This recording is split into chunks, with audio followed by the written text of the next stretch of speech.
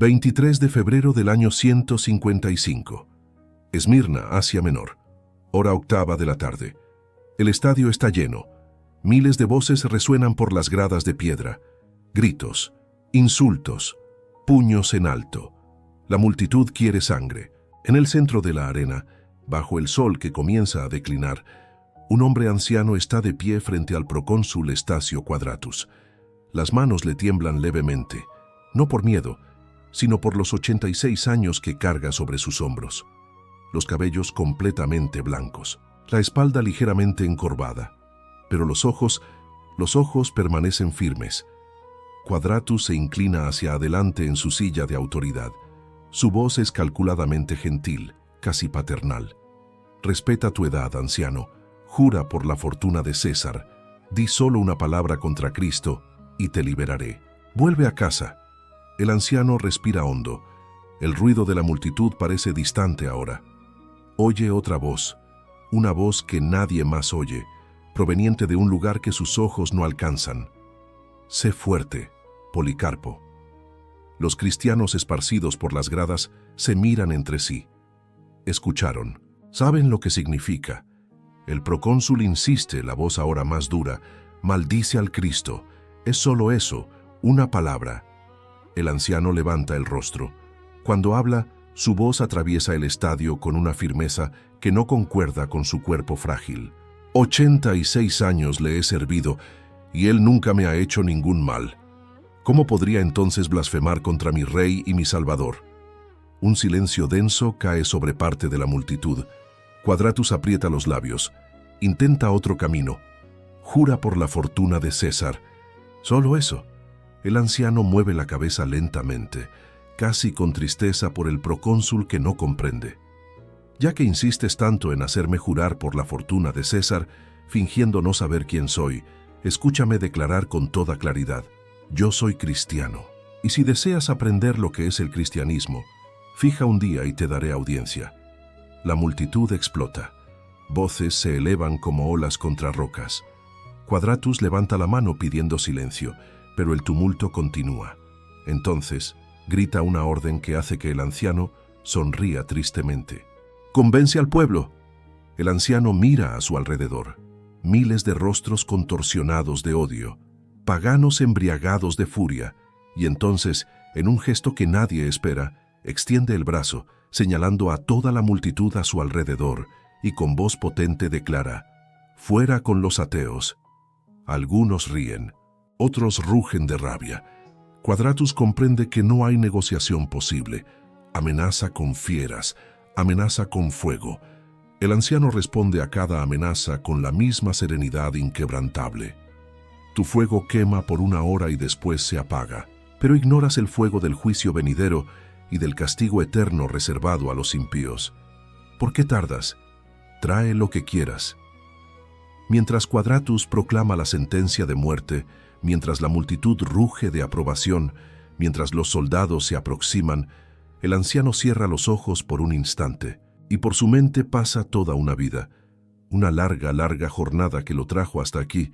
Su nombre es Policarpo, pero ¿cómo llegó un niño de familia rica hasta este momento imposible?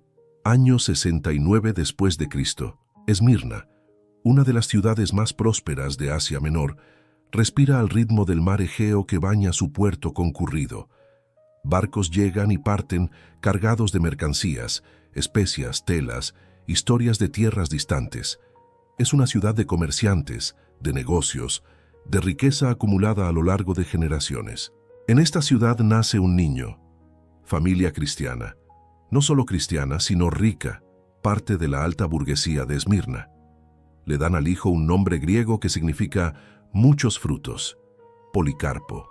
La casa es amplia, con un patio interno donde la luz del sol dibuja patrones sobre el suelo de mosaico. Siervos van y vienen cumpliendo tareas. Hay comida en abundancia, ropas finas, todo lo que el dinero puede comprar. Pero hay algo más en aquella casa, algo que el dinero no compra.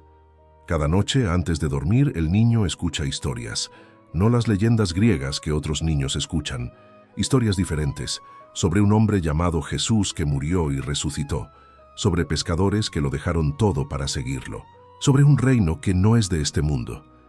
Él caminó sobre las aguas, Policarpo, cuenta su madre con los ojos brillando. And when he had compassion on the crowd, he multiplied loaves and fishes. Todos comieron, todos.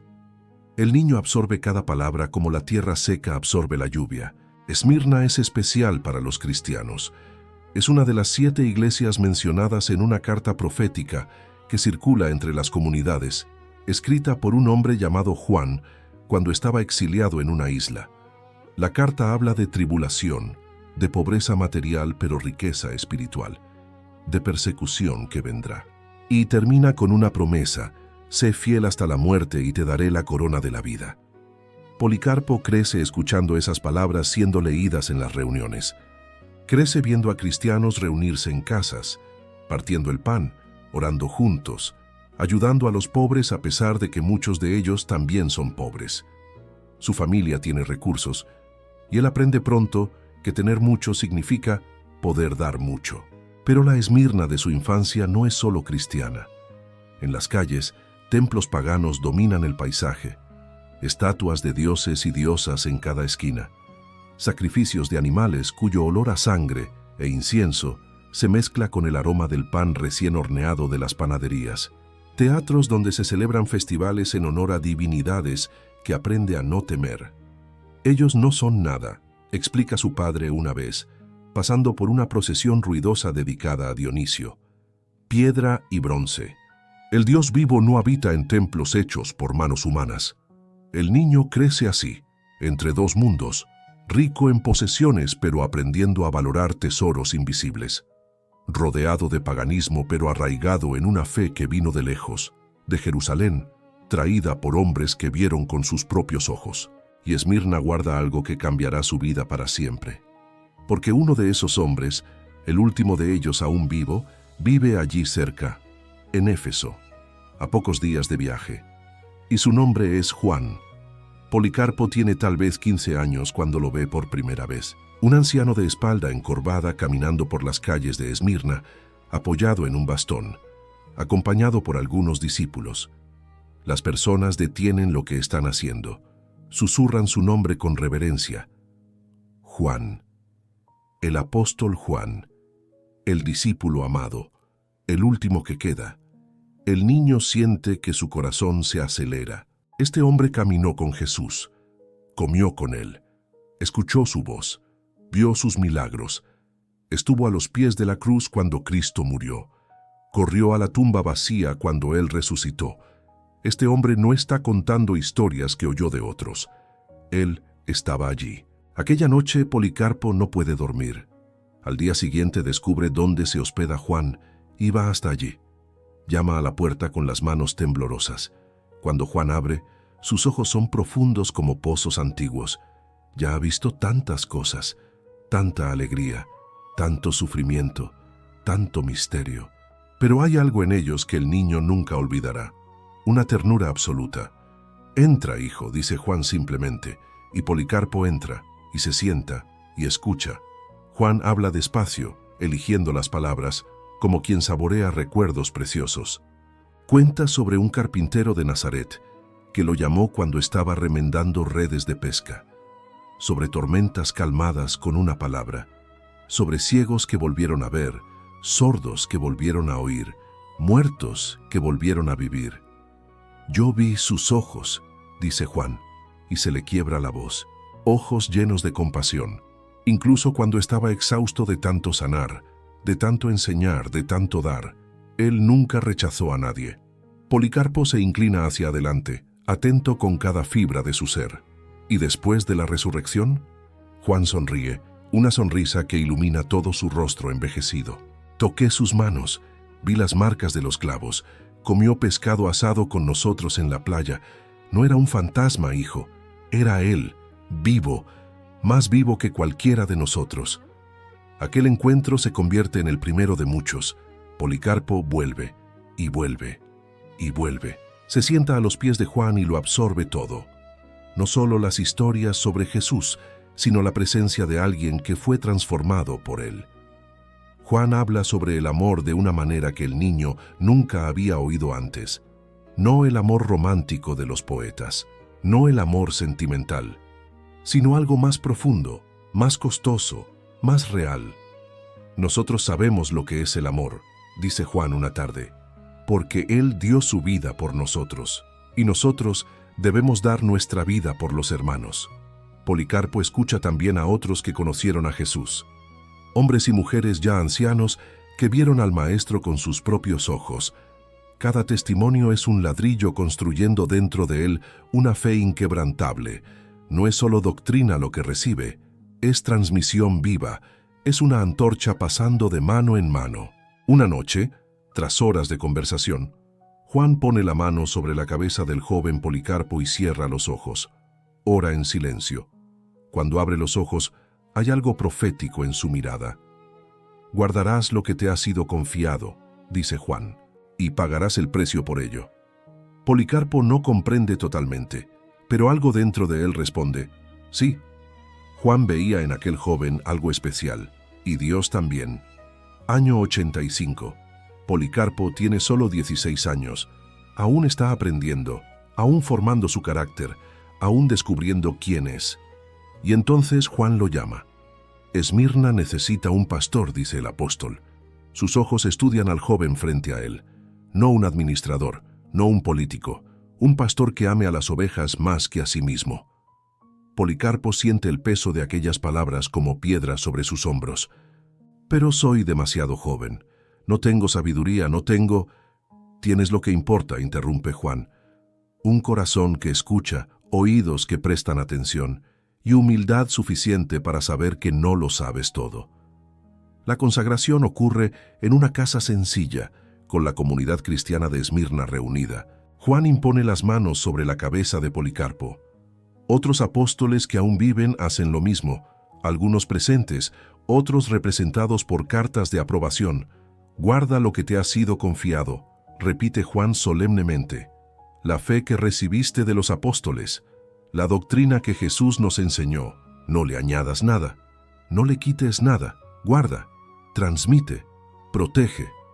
Cuando Policarpo se levanta, ya no es solo un joven cristiano rico de Esmirna. Es el obispo, el pastor responsable de una comunidad entera. Los primeros años son difíciles. No es naturalmente elocuente como otros. No tiene la facilidad de palabra que poseen algunos predicadores. No es un escritor brillante. Pero tiene algo que compensa todo eso, un amor genuino por las personas. Visita a los enfermos en sus casas, se sienta con los que están de luto y llora con ellos. Comparte comidas con los pobres, escucha las dudas de los jóvenes sin juzgar, aconseja a las parejas en conflicto con paciencia. Su predicación es sencilla, directa, sin adornos, repite constantemente lo que aprendió de Juan. Cita las palabras de Jesús que Juan le transmitió. Habla sobre el amor de Dios de una manera que hace llorar a la gente, no porque use técnicas retóricas, sino porque creen que realmente conoce a ese Dios de quien habla. Policarpo es diferente de otros líderes cristianos. No confía en sí mismo. Tiene una humilde desconfianza de sus propias fuerzas.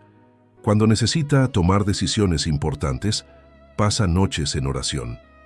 Consulta las Escrituras. Busca consejo de otros con más experiencia. No soy como Ignacio, le confiesa a un amigo una vez. No tengo ese deseo ardiente de morir por Cristo. Tengo miedo, sé que soy débil, pero esa conciencia de su debilidad lo mantiene dependiente. Dependiente de Dios, dependiente de la comunidad, dependiente de la tradición apostólica que recibió. Empieza a escribir cartas a otras comunidades. Exhorta, alienta, corrige cuando es necesario, siempre con amor, pero también con firmeza cuando la verdad está en juego. Esto no es lo que aprendí de los apóstoles. Escribe cuando surgen doctrinas extrañas. Esto no es lo que la Iglesia transmite. Juan muere alrededor del año 100. Policarpo tiene aproximadamente 30 años, y de repente se da cuenta. Ahora él es el último eslabón vivo. El último que conversó largamente con un apóstol. El último que puede decir, yo lo oí de quien lo vio. Y durante 70 años cumpliría aquella misión de guardar el depósito de la fe. Las décadas pasan sobre Esmirna como olas sobre la roca. Policarpo permanece, 20 años como obispo, 30, 40, 50, siempre en el mismo lugar, cuidando a las mismas ovejas, predicando la misma fe. Pero el mundo alrededor cambia, y nuevos vientos comienzan a soplar. Surgen maestros elocuentes, filósofos cristianos, hombres de gran inteligencia que proponen interpretaciones nuevas. El gnosticismo se extiende como fuego en pasto seco, prometiendo conocimiento secreto, sabiduría oculta, una salvación para los iluminados. Valentín enseña que el Dios del Antiguo Testamento no es el verdadero Dios, que Jesús no tuvo un cuerpo real, que la materia es mala y solo el espíritu importa. Marción va más lejos, rechazando todo el Antiguo Testamento y creando su propio canon de escrituras. Los docetistas dicen que Jesús solo pareció ser humano, que su crucifixión fue una ilusión. Estas doctrinas suenan sofisticadas, atraen mentes inquietas, prometen resolver los misterios que la fe sencilla deja en suspenso. Policarpo las combate no con filosofía compleja, sino con testimonio sencillo. Esto no fue lo que aprendí de aquellos que vieron al Señor, dice repetidamente. Juan me lo contó. Él vio a Jesús comer pescado asado después de la resurrección, vio las heridas, tocó el cuerpo, era real, carne y sangre resucitados. ¿Conoces a alguien confundido sobre lo que la Iglesia realmente enseña? Policarpo escribe muchas cartas en estos años, a comunidades distantes, a individuos que piden consejo. Lamentablemente casi todas se perdieron, solo una sobrevivió, la carta a los Filipenses. Año 110. Los cristianos de Filipos le escriben pidiendo copias de las cartas de Ignacio y pidiendo orientación. Policarpo responde con aproximadamente 2.200 palabras. No es un texto original y brillante, es un mosaico de citas de las Escrituras, de las cartas de Pablo, de los Evangelios. Él lo teje todo junto con maestría pastoral. Exhorta a la fe en Cristo. Habla sobre el amor práctico, no solo teórico. Menciona el arduo trabajo diario de los cristianos. Da instrucciones específicas para obispos, presbíteros, diáconos, viudas, jóvenes, casados. Todo siempre anclado en lo que recibió de los apóstoles. Estas cosas os escribo sobre la justicia, dice humildemente, no porque me considere capaz, sino porque vosotros me invitasteis. La Iglesia le da un título, Padre Apostólico, Padre que viene de los apóstoles. Él es un puente vivo entre la Iglesia primitiva, que aún tenía apóstoles caminando por las calles, y esta nueva Iglesia extendida por todo el Imperio Romano. Su papel es crucial. Cuando surgen disputas sobre lo que Jesús realmente enseñó, Policarpo puede decir, yo sé lo que él enseñó, Juan me lo contó, y Juan lo oyó directamente de su boca. Hay autoridad en eso que ningún filósofo puede refutar. No es especulación, no es interpretación creativa, es transmisión fiel. Permaneced firmes en estas cosas, escribe, y seguid el ejemplo del Señor, firmes e inquebrantables en la fe. Las herejías continúan proliferando, pero donde está Policarpo, la fe apostólica permanece intacta, pura, transmitida de corazón a corazón. Sin embargo, en el 107, llegaría un visitante que marcaría profundamente sus últimos años. Año 107. Policarpo tiene aproximadamente 38 años cuando recibe la noticia de que una comitiva proveniente de Antioquía pasará por Esmirna. No es cualquier comitiva, es una escolta romana. Y el prisionero no es un criminal común. Es Ignacio, obispo de Antioquía, siendo llevado a Roma para morir. Cuando Ignacio llega, Policarpo corre a su encuentro. Los dos obispos se abrazan. Policarpo mira las cadenas en las muñecas de su amigo y con reverencia besa el hierro frío. Ignacio sonríe. Esa sonrisa radiante de quien va al encuentro de lo que más desea. Estoy siendo molido por los dientes de las fieras para convertirme en pan puro de Cristo, dice Ignacio, con esa intensidad que siempre lo caracterizó. Pasan horas conversando. Dos hombres, dos caminos, un mismo Cristo. Ignacio arde con deseo de martirio, apenas puede esperar para derramar su sangre. Policarpo, por otro lado, conoce sus debilidades, no confía tanto en su propia valentía. Pero ambos aman a la misma iglesia, ambos guardan la misma fe, ambos serían fieles hasta el fin, cada uno a su manera. Antes de partir, Ignacio escribe 2 cartas, una para Policarpo personalmente, otra para la iglesia de Esmirna. En ellas, elogia las cualidades del obispo celoso, exhorta, alienta, se despide. Policarpo nunca más lo vuelve a ver. Semanas después, llega la noticia. Ignacio fue lanzado a las fieras en el Coliseo. Murió como deseaba, testificando de Cristo hasta el último suspiro.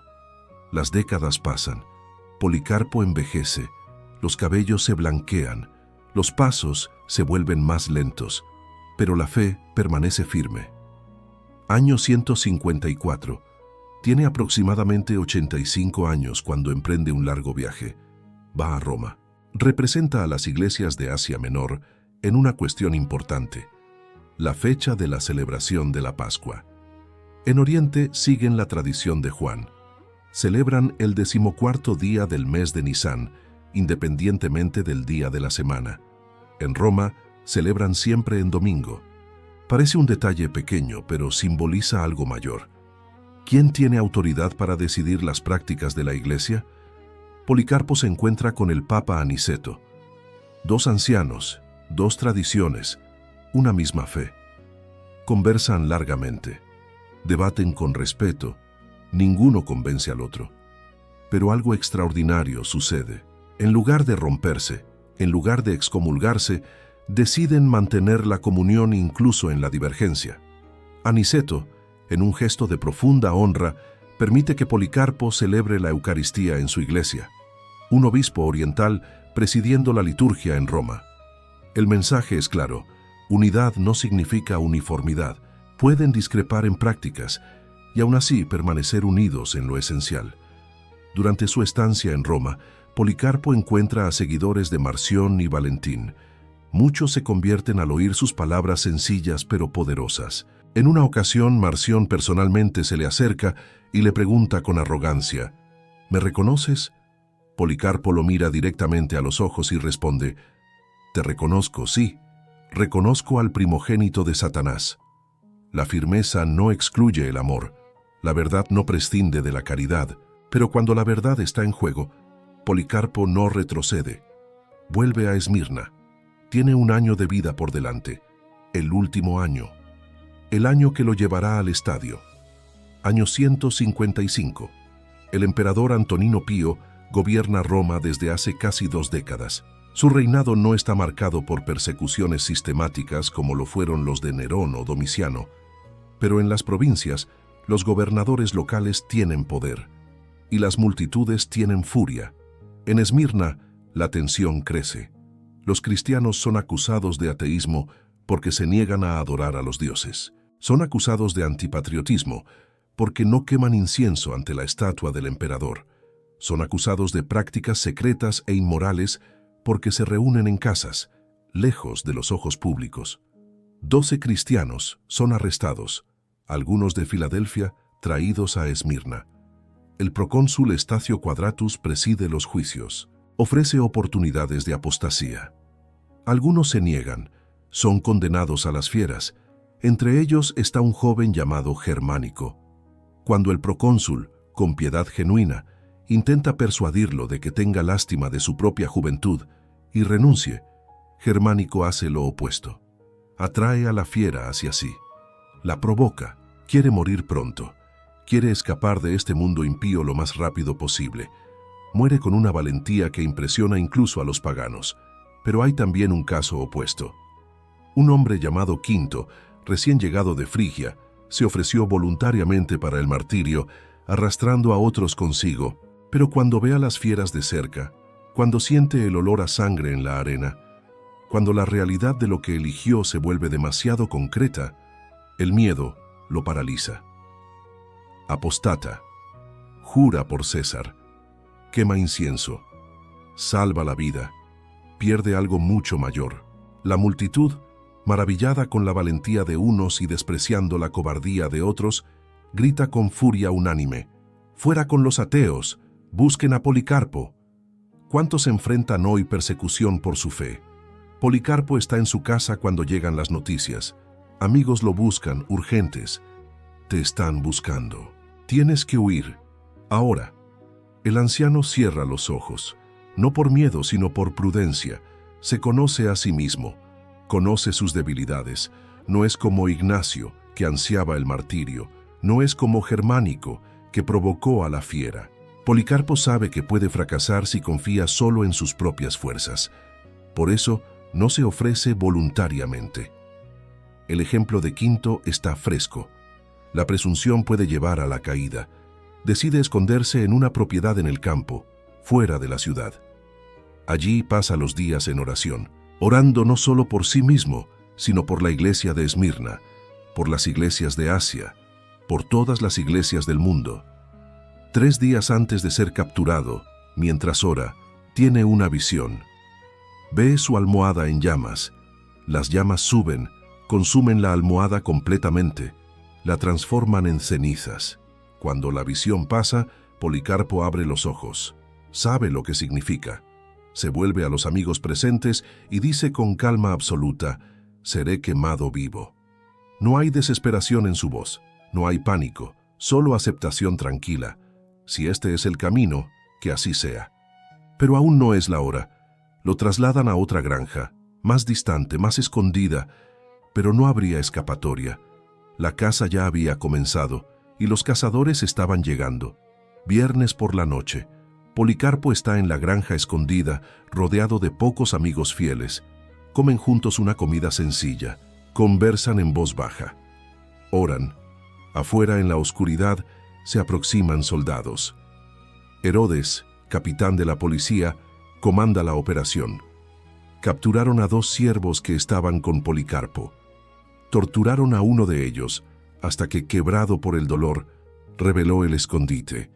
Caballos galopan por el camino rural. La armadura tintinea en el silencio de la noche. Antorchas iluminan el camino.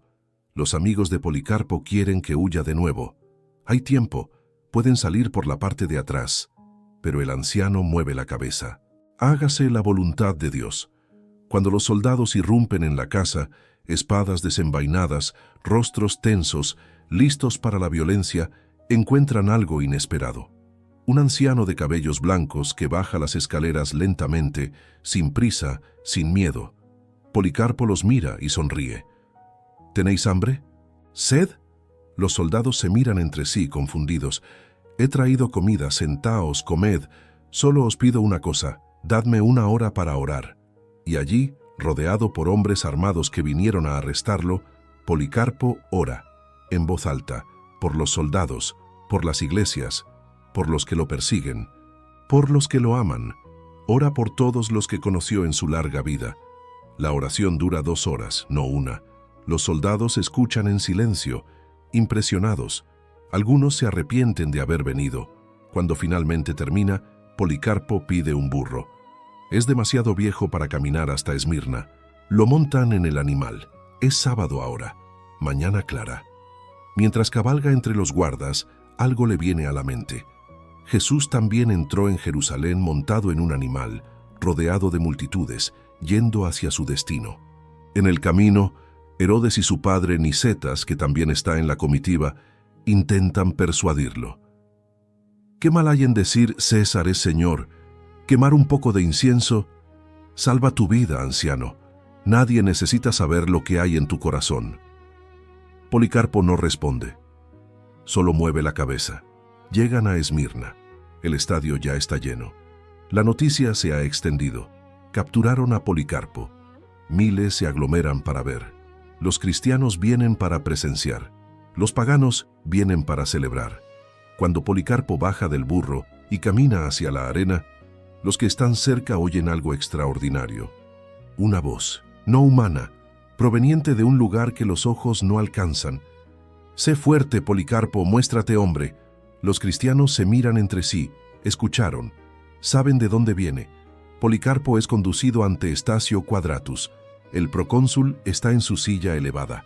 La multitud ruge, algunos gritan insultos, otros simplemente quieren ver sangre. Quadratus observa al anciano frente a él.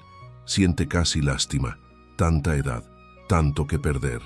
y todo lo que necesita hacer es decir 3 palabras. Se inclina hacia adelante. Respeta tu edad, anciano. Jura por la fortuna de César. Di solo fuera con los ateos. Maldice al Cristo y te liberaré. Podrás volver a casa. El estadio entero guarda silencio, todos los ojos puestos en el anciano de cabellos blancos, y entonces Policarpo habla, y sus palabras resonarían por los siglos. Tras declarar solemnemente que es cristiano, tras negar cada oferta de libertad, tras responder a cada amenaza con serenidad inquebrantable, Quadratus no tiene opción. Manda a su heraldo proclamar 3 veces en voz alta por el estadio: Policarpo confesó que es cristiano. La multitud explota. Paganos y judíos juntos gritan con furia: Este es el maestro de Asia, el padre de los cristianos, el destructor de nuestros dioses. Él enseña a muchos a no sacrificar ni adorar. Gritan pidiendo que sea lanzado a las fieras. Pero el encargado de los juegos informa que los combates ya han terminado. Entonces la multitud exige fuego, que sea quemado. Todos inmediatamente corren a recoger leña, madera de talleres, ramas de árboles, todo lo que pueda arder. Policarpo observa los preparativos con tranquilidad. Cuando la pila de madera está lista, él mismo sube los escalones sin ayuda. Con manos temblorosas por la edad, no por el miedo, se quita sus propias ropas, pieza por pieza. Normalmente los fieles corrían para ayudarlo a vestirse o desvestirse, se disputaban el honor de tocarlo. Tal era la veneración que tenían por el santo anciano. Pero hoy lo hace solo. Quieren clavarlo a la estaca con clavos. Policarpo mueve la cabeza. Dejadme así. Aquel que me concede la gracia de soportar el fuego, también me concederá permanecer inmóvil sin la seguridad de vuestros clavos. Lo atan entonces con las manos a la espalda. Se queda allí como cordero elegido para el sacrificio, holocausto preparado para Dios. Levanta los ojos al cielo y ora. Señor Dios Todopoderoso, Padre de vuestro amado y bendito Hijo Jesucristo, por medio del cual os conocemos, Dios de los ángeles, de las potestades, de toda la creación y de todos los justos que viven en vuestra presencia.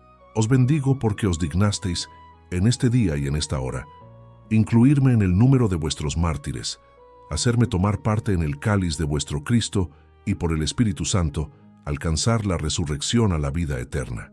En medio de vuestros mártires, pido que yo sea hoy recibido en vuestra presencia como sacrificio abundante y agradable. Vos lo preparasteis, vos me lo disteis a conocer y ahora lo realizáis, oh Dios verdadero y sin falsedad. Por todas las cosas os alabo, os bendigo, os glorifico por medio del eterno Pontífice Jesucristo, vuestro amado Hijo. Por Él sea dada toda gloria a vos, en unión con Él y con el Espíritu Santo, ahora y por los siglos venideros. Amén. Cuando dice amén, encienden el fuego. Se cuenta que las llamas formaron una bóveda a su alrededor sin quemarlo, y testigos relataron un aroma suave como el incienso. Fue entonces apuñalado, y su sangre apagó las llamas. El cuerpo fue quemado conforme a la orden del procónsul. Los cristianos recogieron sus huesos, más valiosos que el oro y las piedras preciosas, y los depositaron en un lugar apropiado. Allí comenzaron a celebrar año tras año el aniversario de su nacimiento a la vida eterna. Un año después, el 23 de febrero de 156, la iglesia de Esmirna escribió una carta detallada a la iglesia de Filomelio. Un testigo ocular lo narró todo. Es el relato auténtico más antiguo de un martirio cristiano fuera del Nuevo Testamento. Por primera vez, un texto cristiano usa formalmente la palabra mártir para quien muere por la fe. Policarpo fue el 12º mártir de Esmirna, pero su martirio marcó el fin de la persecución en aquella ciudad. El último eslabón vivo con la era apostólica había partido, pero no sin dejar herencia. Ireneo, aquel niño que lo había oído predicar décadas antes, guardaría sus recuerdos, escribiría sobre él, transmitiría lo que aprendió. La cadena no se rompió. Jesús enseñó a Juan, Juan enseñó a Policarpo, Policarpo enseñó a Ireneo, y la fe llegó hasta nosotros. Viste a un anciano de 86 años en el estadio de Esmirna. las manos temblando levemente, no de miedo, sino por la edad. Los cabellos completamente blancos, la voz firme declarando: «Yo soy cristiano». Ahora conoces toda la jornada.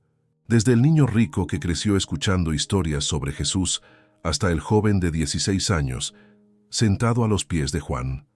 Desde el obispo humilde que no confiaba en sí mismo hasta el anciano que viajó a Roma y enfrentó a herejes. De 70 años pastoreando a la misma comunidad al momento final en el estadio.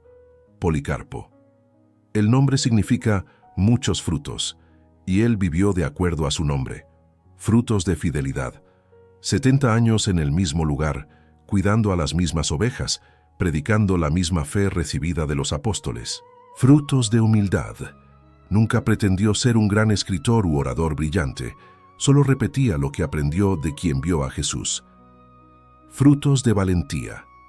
No la valentía presuntuosa que se ofrece al martirio por orgullo, sino la valentía verdadera que permanece firme cuando no hay escapatoria.